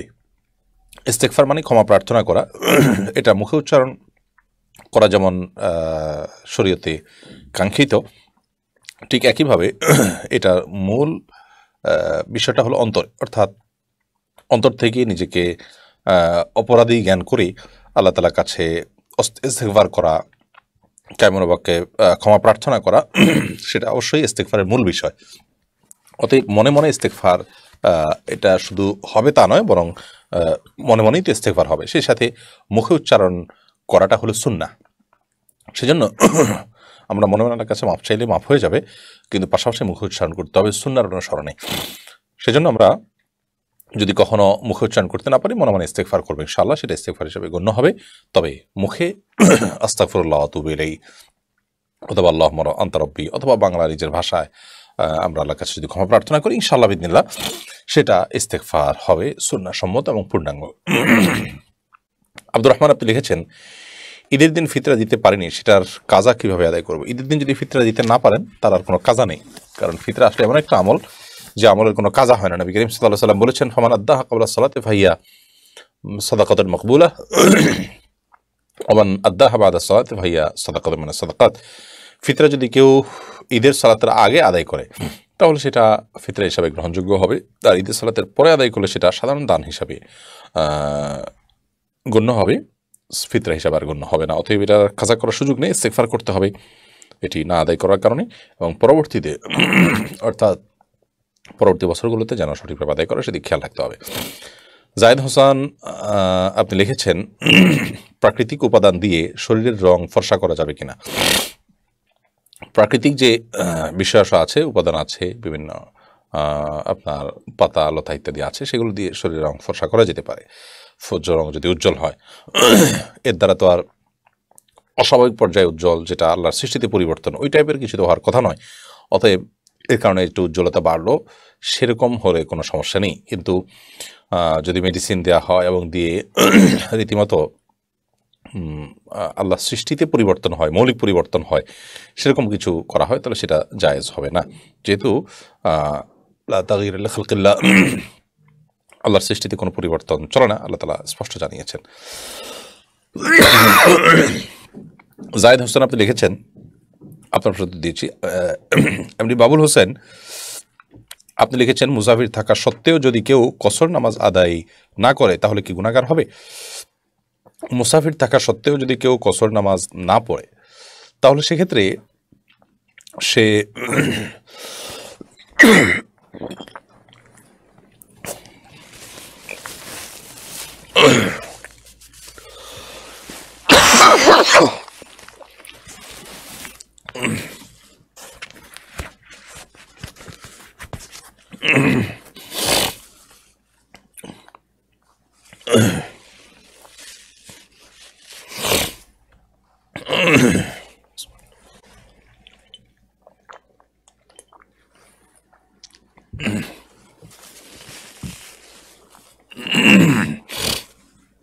দুঃখিত।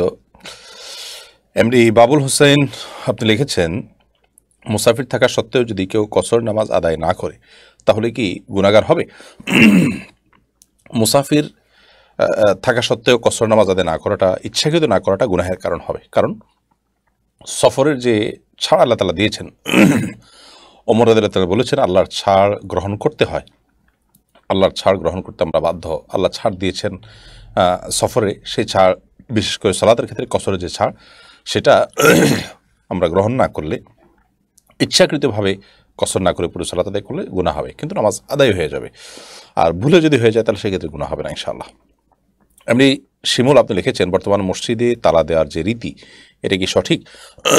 নামাজের পরপরই তালা মারা হয়ে থাকে বেশিরভাগ মসজিদে, এরপরে আপনার মতামত কি? দেখুন, মসজিদের আসবাবপত্রের নিরাপত্তার জন্য মসজিদে কোনো অনাকাঙ্ক্ষিত বিষয় আসলে যেন না দেখা দেয়, সেজন্য মসজিদ তালা মারাটা জায়েজ আছে। কিন্তু তালা মারার মানে এই হওয়া উচিত নয় যে মুসল্লিদের সালাতের কোনো সুযোগ থাকবে না। এই যে মানুষ কোনো কারণে দেরিতে আসছেন, সালাত আদায় করবেন, অথবা কোনো পথিক তার সালাতের ওয়াক্ত হয়েছে, তিনি জামাত পান না, এখন সালাত পড়বেন, তো সেজন্য অপশনগুলো খোলা থাকা উচিত। এবং মসজিদের নিরাপত্তা এটা যেমন গুরুত্বপূর্ণ, আবার দেখা যায় খোলা রাখলে মানুষ সেটাকে আপনার ওই যে পাবলিক প্লেস যেগুলো আছে, যেমন আপনার রেলওয়ে স্টেশনের যে প্ল্যাটফর্ম আছে, অন্যান্য জায়গায়, এগুলোর মতো বানায় ফেলবে। তখন মসজিদের অসম্মান হবে, সেটা নিয়ন্ত্রণ করা কঠিন হবে। অনেক সময় দেখা যায় অনেক মসজিদ কর্তৃপক্ষের এত টাকা নেই যে সারাক্ষণ এখানে লোক নিয়োগ দিবেন, তো সে সমস্ত অজুহাতের ভিত্তিতে যদি তারা তালা মারেন, এটা জায়েজ আছে। কিন্তু এটা মানে এই না যে মসজিদে সালাতের কোনো ব্যবস্থা থাকবে না, ওযুর কোনো ব্যবস্থা থাকবে না, সালাত শেষ হয়ে গেল জামাত, আর কোনো অপশন নাই, এরকম হওয়াটা মোটেও কাম্য নয়। এরপরে নবিতা এই আইডি থেকে আপনি লিখেছেন, আমার মা আমার থেকে 90 টাকা নিয়েছেন, আম্মু বলেছেন 100 টাকা দিবেন, এটা কি জায়েজ আছে নাকি সুদ হবে? লোন নিয়ে বেশি দিলেন, এটা আগে থেকে বলে দিয়েছেন যে তিনি বেশি দিবেন, আপনিও সে আশায় দিয়েছেন, এটা অবশ্যই সুদ হবে। আর যদি ব্যাপারটা এরকম হয় যে আপনি 90 টাকা দিয়েছেন তাকে, তিনি 90 টাকায় আপনাকে ব্যাক করবেন, সেটাই আপনার আশা, বাট উনি ব্যাক করার সময় আপনাকে একটু বাড়িয়ে দিলেন, সেটা সুদ হবে না। বিভিন্ন হাদিস দ্বারা সেটি সুস্পষ্টভাবে প্রমাণিত। তাহলে আগে থেকে যখন প্ল্যান হবে যে বেশি দেওয়া হবে, আলোচনা হবে, চুক্তি হবে, তখন সেটা হারাম হবে, সুদ হিসেবে গণ্য হবে। বাট যদি যিনি লোন নিয়েছেন তিনি তার থেকে কিছু বাড়িয়ে দেন, না দিলেও কোনো অসুবিধা নেই, ব্যাপারটা এরকম থাকে, এবং যিনি লোন দিয়েছেন তার কোনো ডিমান্ড, কোনো চাহিদা, কোনো এক্সপেকটেশন না থাকে, ইনশাআল্লাহ সেটা সুদ হিসেবে গণ্য হবে না। আতিকুল ইসলাম সিয়াম আপনি লিখেছেন, আপনাকে অনেকে অনেক বাজে কথা বলে, কিন্তু আপনি তাদের উচিত জবাব দেন না কেন? ভাই আতিকুল ইসলাম সিয়াম, ধন্যবাদ আপনাকে একটি গুরুত্বপূর্ণ প্রশ্ন করার জন্য। আমরা আসলে জবাব দিয়ে সময় নষ্ট করতে চাই না। আমাদের একটা মূলনীতি হলো, কেউ যদি আমাদের সমালোচনা করেন এবং আমরা যদি দেখতে পাই যে তিনি যেই পয়েন্টে সমালোচনা করছেন সেখানে আসলেই আমাদের ভুলের কোনো জায়গা পাওয়া গেছে, তাহলে আমরা সাথে সাথে এটা সংশোধন করি এবং চেষ্টা করি, যদি মাসআলাগত বিষয় হয়, তথ্যগত বিষয় হয়, আমরা ভুল করেছি, তাহলে খুব দ্রুততার সাথে আমরা পাল্টা বক্তব্য, পাল্টা লেখনী দিয়ে আমাদের সেটাকে কারেকশন করে নিই। আমাদের অনেক এরকম ঘটনা দেখা গেছে যে আমাদের কোনো মাসালায় আমরা ভুল বলেছি বা কোনো কথা ভুল বলেছি, কেউ সমালোচনা করেছেন, জানতে পেরে আমরা পরবর্তীতে মাসালাটা প্রত্যাহার করে নিয়েছি, ভিডিও প্রত্যাহার করে নিয়েছি, ডিলিট করে নিয়েছি এবং পাল্টা বক্তব্য আমরা দিয়ে দিয়েছি। এরকম বহু বিষয় আছে। তাহলে সমালোচক সমালোচনা করছেন, সেটা যদি যৌক্তিক কোনো গ্রাউন্ড থাকে এবং সেখান থেকে আমাদের আসলে নেওয়ার বা গ্রহণ করার কিছু থাকে, সেটা আমরা গ্রহণ করি, আলহামদুলিল্লাহ, কার্পণ্য করি না। আর যদি মনে হয় এটা শত্রুতাবশত, অথবা আমাদের কাছে মনে হয় যে না, এখান থেকে আসলে নেওয়ার মতো কিছু নাই, ওনার ভুল ধারণা ইত্যাদি, তাহলে সেক্ষেত্রে আমরা এটার জবাব দিতে চাই না। কারণ এভাবে জবাব দিতে গেলে, জবাব দিয়ে আমাদের জীবনের মূল্যবান সময়গুলোকে নষ্ট করে ফেলতে হবে, আর কাজ করার সুযোগ সময় আমরা পাবো না। আমাদের মনে রাখা উচিত যে সব মানুষকে আমরা সন্তুষ্ট করতে পারবো না, আর এটা আমাদের টার্গেটও না, এবং মূল সন্তুষ্টিটা আল্লাহ তাআলার হলেই আমাদের চলবে। সেই সাথে মানুষ যে সমালোচনা করে, মানুষ যে বাজে কথা বলে, এগুলোর কারণে আমাদের ক্ষতির কোনো দিক নেই, বিশেষ করে যখন সেটা অমূলক হয়। তো সেজন্য ওইটার জবাব আমরা দিতে চাই না। আমি জবাব দেওয়াটা যখন প্রয়োজন মনে করি, তখন আমরা একান্ত না পারলে জবাব দেওয়ার চিন্তা করি। সাধারণত ব্যক্তিগত বিষয় সহ ব্যক্তিগত যে বাজে মন্তব্য, এগুলোর জবাব আমরা কখনো দিতে চাই না। ডক্টর খন্দকার আব্দুল্লাহ জাহির রহমতুল্লাহ আলাইহি বলতেন যে জবাব দিয়ে সময় নষ্ট করতে চাই না, কারণ শয়তান আমাদের মূল্যবান সময়গুলো নষ্ট করতে চায়, আমাদের প্রোডাক্টিভিটি কমিয়ে দিতে চায়। এই জন্য হয়তো অনেক মানুষকে লাগিয়ে দেয় যাতে করে আমরা তাদেরকে নিয়ে ব্যস্ত হয়ে যাই, আমাদের মূল্যবান সময়টা নষ্ট হয়। তো সেই জন্য আমরা সতর্ক থাকি যে না, তো যাতে আমাদের মূল্যবান সময়গুলো নষ্ট না হয়। আব্বু আম্মু রাজকন্যা আইডি থেকে আপনি লিখেছেন, যদি কারোর সবসময় 6 দিন হায়েজ হয় কিন্তু হঠাৎ করে 10 দিন হায়েজ থাকে, তাহলে তার করণীয় কি?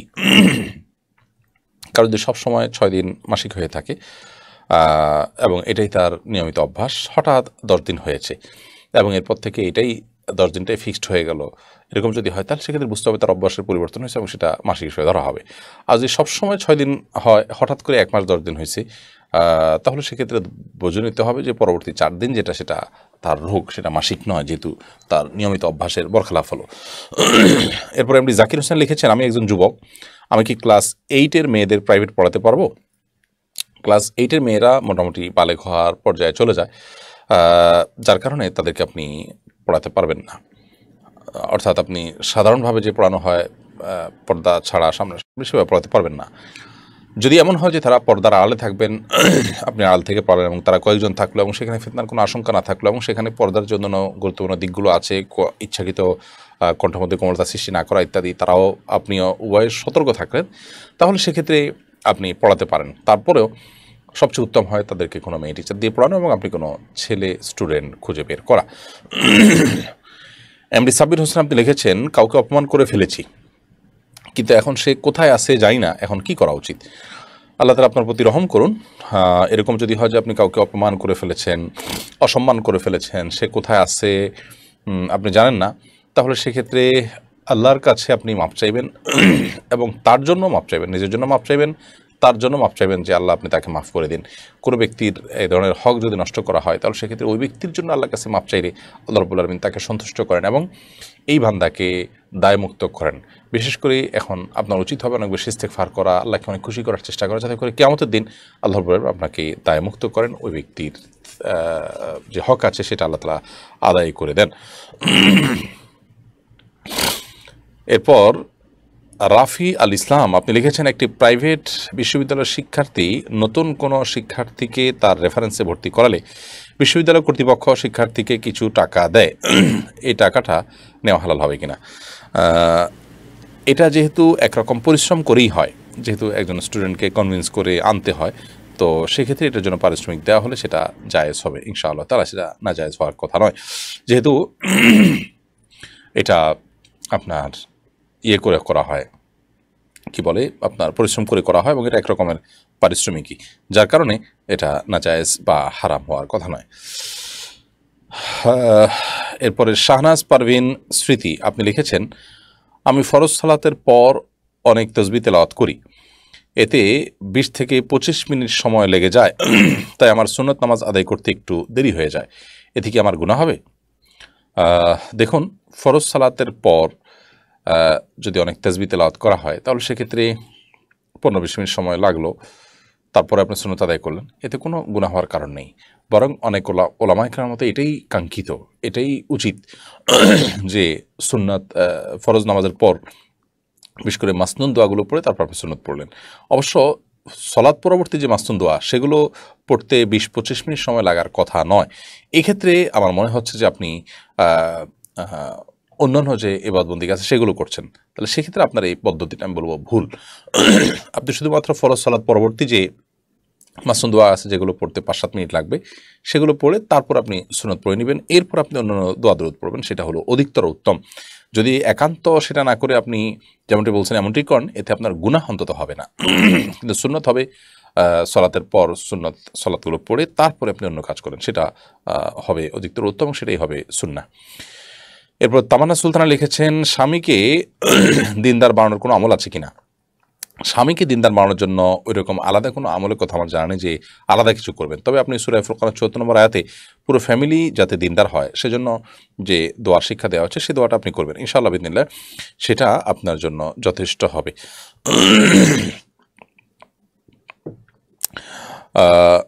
ডক্টর ইসহাক এআইডি থেকে আপনি লিখেছেন, জান্নাত কি চিরস্থায়ী? যদি চিরস্থায়ী হয় তাহলে মানুষ জান্নাতে চিরস্থায়ী বসবাস করবে, এটা বলার মাধ্যমে আল্লাহ যে চিরস্থায়ী এই বৈশিষ্ট্য কি আমাদের নিজেদের উপর আরোপ করছেন না? দেখুন, জান্নাতে মানুষ স্থায়ীভাবে থাকবেন। আল্লাহ রাব্বুল আলামিন জান্নাতে আমরা যে স্থায়ীভাবে থাকবো সেটা বলেছেন। আল্লাহ রাব্বুল আলামিনের সাথে এক্ষেত্রে মানুষের কোনো তুলনা চলে না, কারণ মানুষ একসময় ছিল না এবং এখন আছে। আল্লাহ রাব্বুল আলামিন মানে অতীত, বর্তমান, ভবিষ্যৎ কোনো কিছু তার জন্য প্রযোজ্য নয়। তিনি সব সময়ের জন্য অনাদি, অনন্ত। অতএব তার সাথে এই ক্ষেত্রে অন্তত সাদৃশ্য হবে না। আর আরেকটি পয়েন্ট হলো যে আল্লাহ তাআলা কখনোই ধ্বংসপ্রাপ্ত হবেন না, তার অস্তিত্বহীনতা কখনো কল্পনা করা যায় না। মানুষ চিরকাল জান্নাতে থাকলে সেটাও আল্লাহ তাআলার ওই দিক থেকে আল্লাহর সাথে সাদৃশ্য হয়ে যাচ্ছে। এই পয়েন্টটায় অনেক স্কলারগণ বলেছেন যে কিছু মুহূর্তের জন্য আল্লাহ রাব্বুল আলামিন জান্নাত এবং সব কিছুকে স্টপ করে দিয়ে আবার কন্টিনিউ করবেন। সেই হিসাবে এটা আপনার একেবারে অবিনশ্বর হলো, একেবারে অনাদি হলো, ব্যাপারটা সেরকম নয়। অনন্ত হলো, সেরকম থাকলো না। আবার চিরস্থায়িত্বের বরখেলাফও হলো না, যেহেতু মূল জিনিসটা ঠিকই আছে। শুধুমাত্র আল্লাহ রাব্বুল আলামিন মুহূর্তের জন্য কোনো কিছু সেগুলোকে স্টপ করে দিয়ে আবার সেগুলোকে কন্টিনিউ করলেন। অতএব স্থায়ী হওয়া যেটা, সেটা ঠিক থাকলো আপন জায়গা, আবার ধ্বংস হয়ে আল্লাহ রাব্বুল আলামিনের যে জাত, আল্লাহর যে শান, তার সাথে পরিপূর্ণ সাদৃশ্য হলো না। এরকম একটা কথাও কিন্তু অনেক গবেষকগণ, অনেক স্কলারগণ বলেছেন। বাকি আলামুল গায়বের এই সমস্ত বিষয় সম্পর্কে কোরআন সুন্নাতে আলাদা করে কিছু বলা না থাকার কারণে আমরা আলাদা করে কোনো মন্তব্য করব না। নাজমুল হোসেন শান্ত আপনি লিখেছেন, মহিলাদের ভিক্ষা করা কি জায়েজ? আমাদের এখানে কিছু মহিলা সুস্থ সবল তবু ভিক্ষা করতে আসে, তাদেরকে ভিক্ষা দিতে পারবো? কেউ চাইলে আপনি তাকে কিছু দিতে পারেন, না দিতে পারলে ধমক দিবেন না। মোহাম্মদ সাইলা ফালাতান হাল্লাহ বলেছেন, যারা চায় তাদেরকে ধমক দিও না, তবে তাদেরকে ধমক না দিয়ে বুঝিয়ে দিতে পারেন সুন্দর করে যে আপনি ভিক্ষার হাত প্রসারিত না করে কাজ করুন। ভিক্ষা এটা কারোর জন্যই প্রশংসনীয় নয়, সেটা নারী হোক আর পুরুষ হোক, সবারই কাজ করা উচিত। অতএব পুরুষদের জন্য যেরকম ভিক্ষা করাটা অনুচিত, মহিলাদের জন্য ভিক্ষা করাটা একইভাবে অনুচিত। একান্ত নিরুপায় না হলে মানুষের কাছে হাত পাতা এটা উচিত নয়। বিধায় আপনি তাকে বুঝাই দিবেন, আর যদি আপনি তাকে না দেন নিরুৎসাহিত করার জন্য, তো সেটা একান্ত আপনার ব্যাপার, অবশ্যই না দেওয়ার রাইট, অধিকার আপনার আছে। হাবিবুর রহমান আপনি লিখেছেন, অনেকের ধারণা সৌদি আরবে জুমা মসজিদে কোনো অনারব ইমাম জুমা সালাত পড়াতে পারে না, এটা কি সত্যি? জুমার মসজিদগুলোতে আপনার জুমার মসজিদ কেন, যে কোনো মসজিদে ইমাম হিসাবে যে সরকারি নিয়োগ হয়, এই নিয়োগগুলো সৌদি নাগরিকদের নিয়োগ হয়। এখানে সৌদিয়ান নয় এরকম কোনো নাগরিকের নিয়োগ হয় না। যেসব মসজিদগুলো সরকারি মসজিদ না, খুব রেয়ার, সেখানে সব মসজিদই প্রায় সরকারি, কোনো মরুভূমিতে কোনো কোম্পানির কোনো ইয়েদের স্টাফদের থাকার জন্য কোনো ক্যাম্প তৈরি করা হইলো, সেই অস্থায়ী ক্যাম্পে অস্থায়ী কোনো মসজিদ হলো বা স্থায়ী হলো, কিন্তু সেটা একান্তই সব ফরেনারদের এবং প্রবাসীদের। সেখানে কোম্পানির কোনো একজন স্টাফদের মধ্যে কেউ ইমাম হিসাবে নিযুক্ত হন, অথবা কোম্পানি কাউকে ইমাম হিসাবে নিযুক্ত করেন, এরকম আছে। সেগুলোতে অনারবরা ইমামতি করেন। বাট সচরাচর সাধারণ যে মসজিদগুলো আছে, এগুলোতে সবগুলোতে সৌদি নাগরিকরাই ইমামতি করেন এবং তাদেরই কিন্তু আপনার নিয়োগ হয়।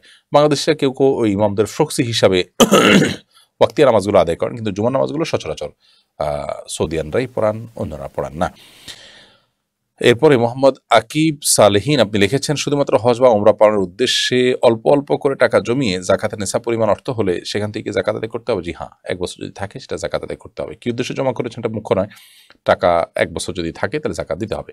এমনি শাহজাহান লিখেছেন, পেনশনের টাকা গ্রহণ করা কি হালাল হবে? অবশ্যই হালাল হবে, এটা হালাল না হতে কোনো কারণ নেই। আপনি কোম্পানি কাজ করেছেন, কোম্পানি থেকে আপনি টাকা পাবেন, সেটা জায়েজ আছে, সরকারি হতে পারে, বেসরকারি হতে পারে। এরপরে ফাতিহা আমিন লিখেছেন, কোরআন পড়ার মাঝখানে কারোর সাথে কথা বললে আবার বিসমিল্লাহির রহমানির রহিম পড়তে হবে কিনা? কোরআন পড়ার মাঝখানে যদি কারোর সাথে কথা বলেন, তাহলে সেক্ষেত্রে আবার আউযু বিল্লাহি মিনাশ শাইতানির রাজিম পড়বেন, আর সূরার শুরুতে হলে বিসমিল্লাহ পড়বেন। যেহেতু কথা বলেছেন, গ্যাপ হয়ে গেছে, নতুন করে কোরআন তেলাওয়াত শুরু করলে আউযু বিল্লাহি মিনাশ শাইতানির রাজিম পড়াটা হলো আবশ্যক আপনার জন্য। ওম্মে ফারি আপনি লিখেছেন, আরেকজনের প্রোডাক্ট রিসেল করে কমিশন নেওয়া কি জায়েজ হবে? আরেকজনের প্রোডাক্ট, আরেকজনের জিনিস, এটা যদি আপনি রিসেল করে কমিশন নেন, সেটা আপনার জন্য জায়েজ হবে। আপনি সেখানে পরিশ্রম দিয়েছেন, সেটা তার কাছ থেকে নিয়েছেন, নিয়ে আপনি আরেকজন কাছে বিক্রি করলেন, কাস্টমারকে কনভিন্স করলেন, এই পরিশ্রমের পারিশ্রমিক হিসাবে আপনি অবশ্যই কমিশন নিতে পারেন। এমডি মাজিদুল আপনি লিখেছেন, আমি সরকারি চাকরি করি, অনেক সময় ডিউটির কারণে জামাতে সালাত আদায় করতে পারি না, সময় ছেড়ে অসময় হয়ে যায়, এক্ষেত্রে আমার করণীয় কি? কোনো অবস্থাতে সালাতের ক্ষেত্রে এরকম সুযোগ নেই যে আপনার টাইম ওভার হয়ে যায়, আপনি পরে কাজা করবেন অথবা আপনি সালাত বাদ দিবেন।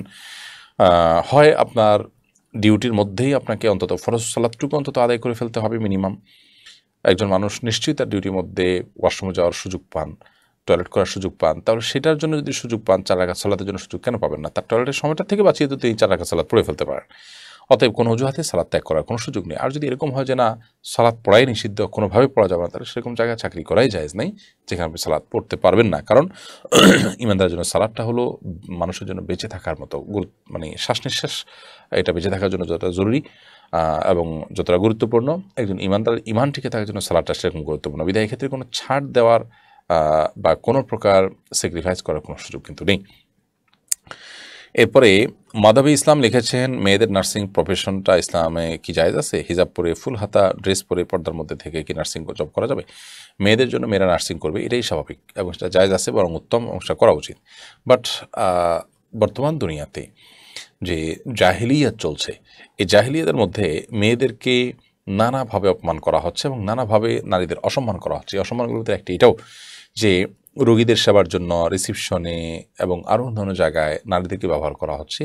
নারীর কোমলতা, নারীর মোহনীয়তা, নারীর বিশেষ আকর্ষণ যেটা আল্লাহ তাআলা তাকে যেভাবে দিয়ে সৃষ্টি করেছেন, এটাকে সেল করা হচ্ছে এবং কাস্টমারকে খুশি করা হচ্ছে সেটা দিয়ে। এটা নারীর জন্য বেপরদিগী, সেজন্য ওইটা জায়েজ নেই। হ্যাঁ, নার্সিংয়ের প্রফেশনে তিনি যদি নারীদেরকে সেবা দেন এবং পর্দার সাথে তার কাজ করতে পারেন, তাহলে সেটা অবশ্যই জায়েজ হবে। দীপ্তিময় তারা আপনি লিখেছেন, আইমা বীজের রোজার ফজিলত সম্পর্কে জানতে চাই। বীজের রোজা যদি কেউ রাখেন তাহলে সেক্ষেত্রে প্রথমত এটা নবী করিম সাল্লাল্লাহু আলাইহি ওয়াসাল্লামের ওসিয়তের প্রতিপালন হয়। নবী সাল্লাল্লাহু আলাইহি ওয়াসাল্লাম ওসিয়ত করেছেন একাধিক সাহাবীকে আইমা বীজের রোজাগুলো যেন না ছাড়া হয়। দ্বিতীয়ত অভিজ্ঞতার আলোকে প্রমাণিত যে এই সময়ে সাধারণত ব্ল্যাক ম্যাজিশিয়ানরা ব্ল্যাক ম্যাজিক করে থাকে, জাদু করে থাকে, সেগুলো থেকে বাঁচার সুযোগ তৈরি হয়। নানাভাবে এগুলা স্বাস্থ্যের জন্য মানুষের জন্য উপযোগী, যার কারণে বীজ রোজাগুলো অর্থাৎ চান্দ্র মাসের 13, 14, 15 এই দিনগুলোতে রোজা রাখা উচিত। এমনি পরাণ আপনি লিখেছেন, আমি যার সাথে জব কাজ করি সে সবসময় গান শোনে এবং নামাজ পড়ে না, আমি তার সাথে কাজ করার কারণে। আপনার এই প্রশ্নটার গত সপ্তাহে আমরা উত্তর দিয়েছি। আপনি অবশ্যই এই গান না শোনার জন্য আপনি উদ্যোগ নেবেন এবং সে আপনার প্রাইভেসি নষ্ট করছে, আপনি সে ব্যবস্থা গ্রহণ করবেন। স্বর্ণা জাহান আপনি লিখেছেন, চাকরির জন্য আমাকে স্বামীর থেকে দূরে থাকতে হচ্ছে, এই কারণে প্রায় দুজনের মাঝে মনোমালিন্য হয়। সে চাকরি ছাড়তে নিষেধ করছে না, এখন আমার করণীয় কি? দেখুন, আপনি নিজে থেকে চাকরি ছেড়ে দিবেন। আপনি চাকরি করতে গিয়ে আপনার স্বামীর সাথে আপনার দূরত্ব তৈরি হচ্ছে, অতএব এই চাকরি করা আসলে দৃষ্টিকোণ থেকে আপনার জন্য জায়েজ নয়, যে চাকরি আপনার দাম্পত্য জীবনকে অশান্ত করছে। অতএব আপনি যে কোনো মূল্যে চেষ্টা করবেন সেটা ছেড়ে আসার এবং আপনি চেষ্টা করবেন নিজেকে সংসার দিকে মনোযোগী করার, স্বামীর খেদমত করার এবং সুখী দাম্পত্য জীবনের জন্য যা যা করা দরকার সেটা করার। অনেক সময় স্ত্রীরা চাকরি করার কারণে স্বামীরা তাদের উপার্জনের ক্ষেত্রে তারা ঢিলামি করেন এবং অলসতা দেন, গাফিলতি করেন এবং সংসারে তখন কিন্তু নানাবিধ অশান্তি শুরু হয়ে যায়, দাম্পত্য জীবনে কলহ ইত্যাদি শুরু হয়ে যায়। তো এটা যেন না হয় সেদিকটা আপনার খেয়াল করা উচিত। হৃদয় রাজা এআইডি থেকে আপনি লিখেছেন, আমি পড়ালেখা করি, ভবিষ্যতে পড়ালেখার জন্য বিদেশে পড়াশোনার জন্য আব্বু টাকা জমাচ্ছে, এটা আমার পড়াশোনার পেছনে খরচ করব, এই টাকায় কি আমার জন্য ভাই বোনদের হক আছে? ভাই হৃদয়, আপনি যেহেতু পড়াশোনা করেন এবং ভবিষ্যতে বিদেশে পড়াশোনা করাবেন, আপনার বাবা আপনার জন্য টাকা পয়সা জমাচ্ছেন, তো এটা উনি করতেই পারেন, কিন্তু তিনি একইভাবে অন্যান্য সন্তানদেরও প্রয়োজনীয় উচ্চশিক্ষার জন্য ব্যবস্থা গ্রহণ করবেন, তারা যদি উপযুক্ত হয়, সেই মানসিকতা থাকতে হবে, তাহলে সেক্ষেত্রে আর বৈষম্য হবে না এবং অন্যদের প্রতি অবিচার হবে না ইনশাআল্লাহ। এবারে শাহিন শিকদার আপনি লিখেছেন, অনেক প্রতিষ্ঠান বা কোম্পানির কাজকর্মের জন্য নামাজ পড়া কঠিন হয়ে পড়ে এবং হাফ প্যান্ট পরিধান করে কাজ করতে হয়, তাহলে কি মুসলমান হিসেবে এইসব প্রতিষ্ঠান চাকরি করা জায়েজ হবে? যদি আপনার সতর উন্মুক্ত করতে হয় ডিউটিতে এবং নামাজ পড়া অসুবিধা হয়, তাহলে অবশ্যই সেখানে চাকরি করা জায়েজ নয়। আপনাকে যদি অনেক মোটা অঙ্কের স্যালারি দেওয়া হয় এবং বিনিময়ে আপনি কিছুদিন পরে মারা যান, তাহলে সেক্ষেত্রে আপনি সেই চাকরি কখনো করবেন না। ঠিক একইভাবে আমার ইমানই যদি আপনার হুমকির মধ্যে পড়ে যায়, তাহলে সেক্ষেত্রে আমি অনেক টাকা পয়সা পেলাম কোম্পানির থেকে, তো তাহলে সেক্ষেত্রে আমার ইমানের বিনিময়ে টাকা পয়সা তুচ্ছ। ইমানদার কখনো সেটা গ্রহণ করতে পারে না। আল্লাহর সামনে দাঁড়াতে হবে, জাহান্নামের আগুন যদি পড়তে হবে আপনার এই হারামে লিপ্ত হওয়ার কারণে, তাহলে সেক্ষেত্রে আপনার জন্য ছাড় নাই, তাহলে এটা গ্রহণ করার সুযোগ নাই যে আপনি এই কোম্পানির চাকরি করবেন, এই চাকরির বিনিময়ে আপনাকে জাহান্নামে যেতে হচ্ছে। সেজন্য অবশ্যই আপনি বিকল্প চাকরির সন্ধান করবেন। তারিক মুস্তফা লিখেছেন, বর্তমানে আমি খুবই মুসিবতের মধ্যে আছি, এখন আমার করণীয় কি? আপনি সালাত আদায় করুন মুসিবত দূরের জন্য। আল্লাহ বলেছেন মুস্তাঈনু বিস-সবরি ওয়াস-সালাত, তোমরা সবর এবং সালাতের মাধ্যমে আল্লাহ সাহায্য প্রার্থনা করো।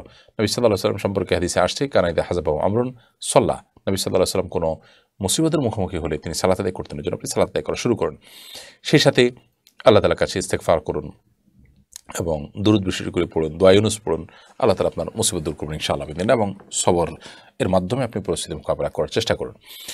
আমিনুল ইসলাম লিখেছেন, ষাঁড়ের লড়াই খেলা কতটুকু জায়েজ, অর্থাৎ গরুর লড়াই খেলা কতটুকু জায়েজ? এটা না জায়েজ এবং গুনাহের কথা, এটা নির্মম। কারণ এখানে ষাঁড়ের লড়াই যখন হয় সেক্ষেত্রে আপনার পশুকে পশুর উপরে খেপিয়ে তোলা হয়, এটাকে তাহরিশুল বাহাইম বলা হয়।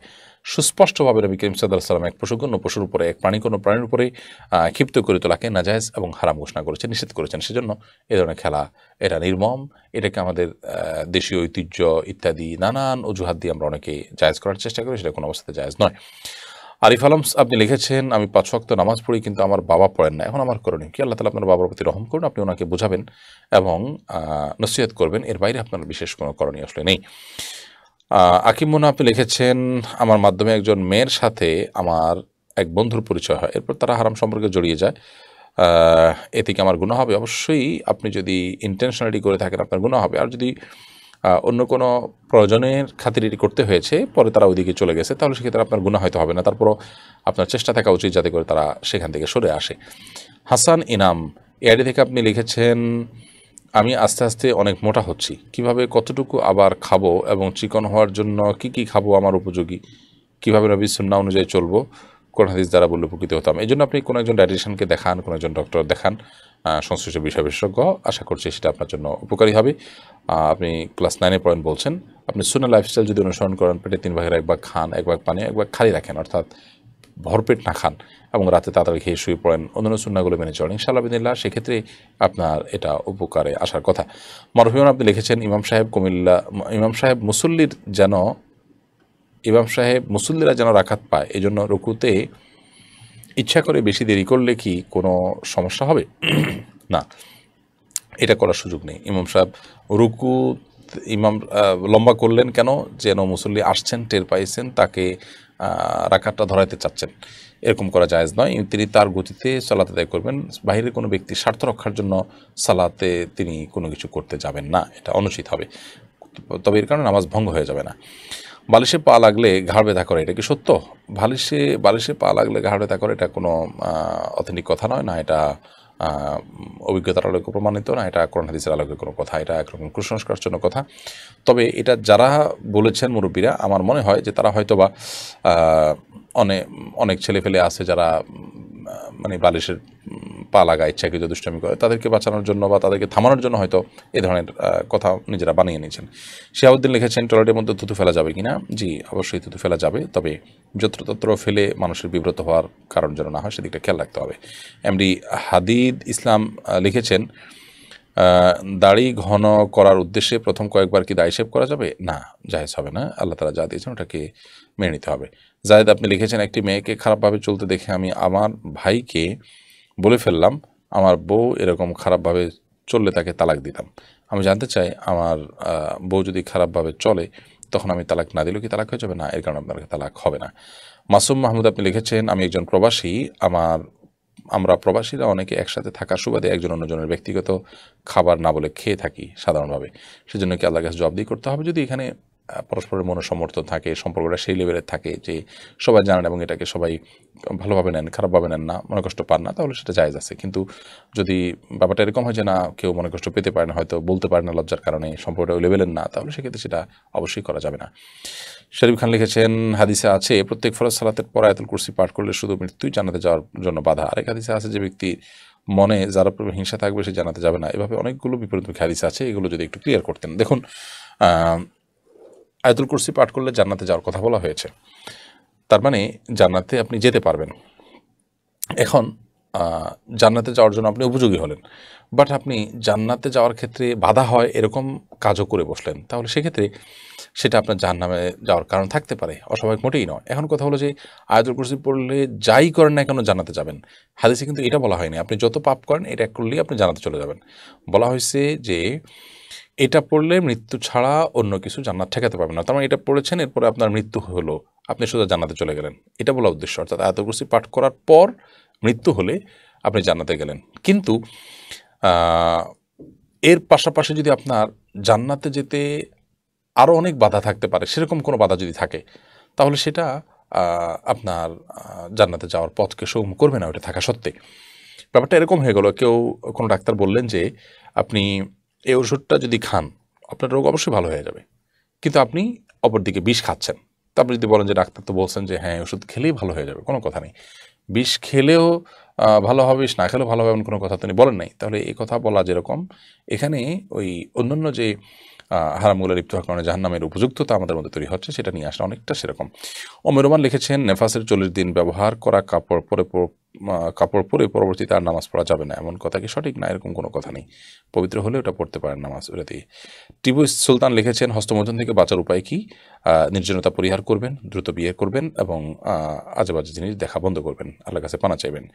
আপনি হাবিব এসকে লিখেছেন, সন্তানের বয়স 12 চলে, করব করে এখন আকিকা করা হয়নি, এখন কি আকিকা করা যাবে? জি, যদি দেরি হয়ে যায় থাকে এখন আকিকা করলে করার সুযোগ আছে, করতে পারেন।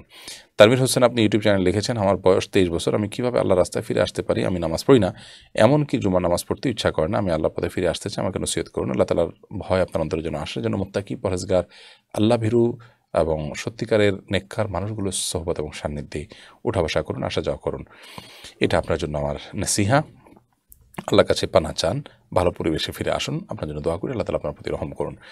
মোস্তফা কামাল আপনি লিখেছেন ইউটিউব চ্যানেলে, আমরা একটি মেয়েকে ছোট থেকে লালন পালন করছি, আমাদের জাকাতের টাকা জমিয়ে রেখে তার লেখাপড়ার পিছনে খরচ করলে বা ভবিষ্যতে তার বিয়ের জন্য জমিয়ে রাখলে তা জায়েজ হবে কিনা, তার জাকাত আদায় হবে কিনা? সে যদি জাকাতের হকদার হয় এবং তার পক্ষ থেকে এটা আপনি করেন, তাহলে তার প্রতিনিধি হিসাবে এটা আপনি করতে পারেন, জাকাত আদায় হবে।